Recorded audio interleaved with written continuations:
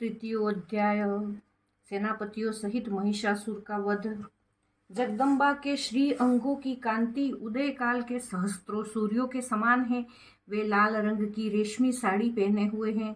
उनके गले में मुंडमाला शोभा पा रही है। दोनों स्तनों पर रक्त चंदन का लेप लगा है। वे अपने कर कमलों में जपमालिका, विद्या और अभय तथा वर नामक मुद्राएं धारण किए हुए हैं। 3 नेत्रों से सुशोभित मुखारविंद की बड़ी शोभा हो रही है। उनके मस्तक पर चंद्रमा के साथ ही रत्नमय मुकुट बंधा है तथा वे कमल के आसन पर विराजमान हैं। ऐसी देवी को मैं भक्ति पूर्वक प्रणाम करती हूँ। ऋषि कहते हैं, दैत्यों की सेना को इस प्रकार तहस नहस होते देख महादैत्य सेनापति चिक्षुर क्रोध में भरकर अंबिका देवी से युद्ध करने के लिए आगे बढ़ा।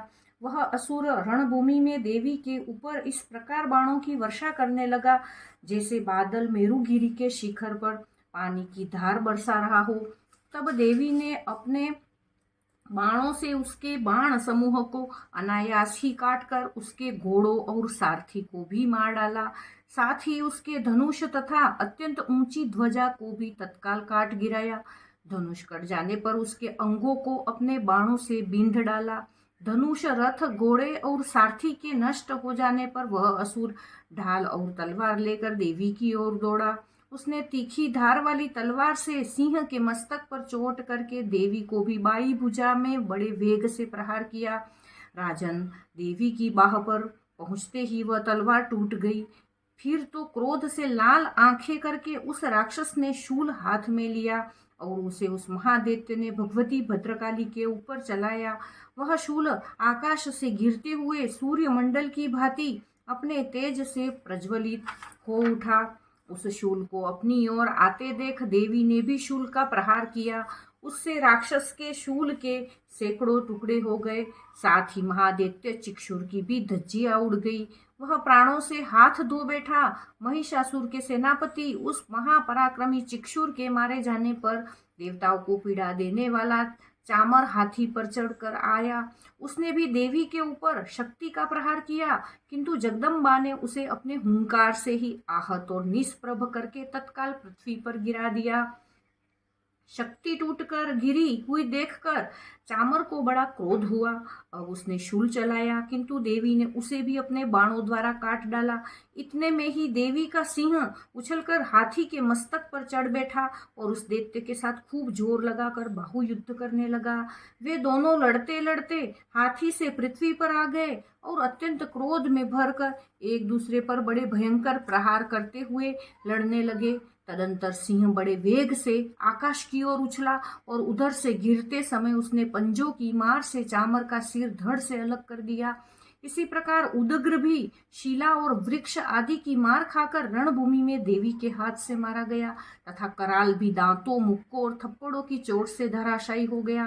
क्रोध में भरी हुई देवी ने गदा की चोट से उद्दत का कचूमर निकाल डाला। भिंदीपाल से वाष्कल को तथा बाणों से ताम्र और अंधक को मौत के घाट उतार दिया। 3 नेत्रों वाली परमेश्वरी ने त्रिशूल से उग्रास्य, उग्रवीर्य तथा महाहनु नामक दैत्यों को मार डाला। तलवार की चोट से विडाल के मस्तक को धड़ से काट गिराया। दूरधर और दूरमुख इन दोनों को भी अपने बाणों से यमलोक भेज दिया। इस प्रकार अपनी सेना का संहार होता देख महिषासुर ने भैंसे का रूप धारण करके देवी के गणों को त्रास देना आरंभ किया। किन्हीं को थुथुन से मारकर, किन्हीं के ऊपर खुरों का प्रहार करके, किन्हीं किन्हीं को पूंछ से चोट पहुंचाकर, कुछ को सिंगों में विदीर्ण करके, कुछ गणों को वेग से, किन्हीं को सिंहनाद से, कुछ को चक्कर देकर और कितनों को निश्वास वायु के झोंके से धराशायी कर दिया। इस प्रकार गणों की सेना को गिराकर वह असुर महादेवी के सिंह को मारने के लिए झपटा। इससे जगदम्बा को बड़ा क्रोध हुआ। उधर महापराक्रमी महिषासुर भी क्रोध में भरकर धरती को खुरों से खोदने लगा तथा अपने सिंगों से ऊंचे ऊंचे पर्वतों को उठाकर फेंकने और गर्जने लगा। उसके वेग से चक्कर देने के कारण पृथ्वी क्षुब्ध होकर फटने लगी। उसकी पूंछ से टकराकर समुद्र सब ओर से धरती को डुबोने लगा। हिलते हुए सिंगों के आघात से विदीर्ण होकर बादलों के टुकड़े टुकड़े हो गए। उसके श्वास की प्रचंड वायु के वेग से उड़े हुए सैकड़ों पर्वत आकाश से गिरने लगे। इस प्रकार क्रोध में भरे हुए उस महादैत्य को अपनी ओर आते देख चंडिका ने उसका वध करने के लिए महान क्रोध किया।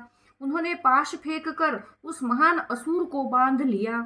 उस महासंग्राम में बंध जाने पर उसने भैंसे का रूप त्याग दिया और तत्काल सिंह के रूप में वह प्रकट हो गया। उस अवस्था में जगदम्बा जो ही उसका मस्तक काटने के लिए उद्यत हुई, त्यों ही वह खड्गधारी पुरुष के रूप में दिखाई देने लगा। तब देवी ने तुरंत ही बाणों की वर्षा करके ढाल और तलवार के साथ उस पुरुष को भी बिंध डाला। इतने में ही वह महान गजराज के रूप में परिणत हो गया तथा अपनी सूंड से देवी के विशाल सिंह को खींचने और गर्जने लगा। खींचते समय देवी ने तलवार से उसकी सूंड काट डाली। तब उस महादैत्य ने पुनः भैंसे का शरीर धारण कर लिया और पहले की ही भांति चराचर प्राणियों सहित तीनों लोकों को व्याकुल करने लगा। तब क्रोध में भरी हुई जगन माता चंडिका बारंबार उत्तम मधु का पान करने और लाल आंखें करके हंसने लगी। उधर वह बल और पराक्रम के मद से उन्मत्त हुआ राक्षस गरजने लगा और अपनी सिंगों से चंडी के ऊपर पर्वतों को फेंकने लगा। उस समय देवी अपने बाणों के समूह से उसके फेंके हुए पर्वतों को चूर्ण करती हुई बोली। बोलते समय उनका मुख मधु के मद से लाल हो रहा था और वाणी लड़खड़ा रही थी। देवी ने कहा, ओ मूढ़, मैं जब तक मधु पीती हूँ तब तक तू क्षण भर के लिए खूब गरज ले। मेरे हाथ से यहीं तेरी मृत्यु हो जाने पर अब शीघ्र ही देवता भी गर्जना करेंगे। ऋषि कहते हैं, यों कहकर देवी उछली और उस महादैत्य के ऊपर चढ़ गई। फिर अपने पैर से उसे दबाकर उन्होंने शूल से उसके कंठ में आघात किया। उनके पैर से दबा होने पर भी महिषासुर अपने मुख से दूसरे रूप में बाहर होने लगा। अभी आधे शरीर से ही वो बाहर निकलने पाया था कि देवी ने अपने प्रभाव से उसे रोक दिया। आधा निकला होने पर भी वह महादैत्य देवी से युद्ध करने लगा। तब देवी ने बहुत बड़ी तलवार से उसका मस्तक काट गिराया। फिर तो हाहाकार करती हुई दैत्यों की सारी सेना भाग गई तथा संपूर्ण देवता अत्यंत प्रसन्न हो गए। देवताओं ने दिव्य महर्षियों के साथ दुर्गा देवी का स्तवन किया।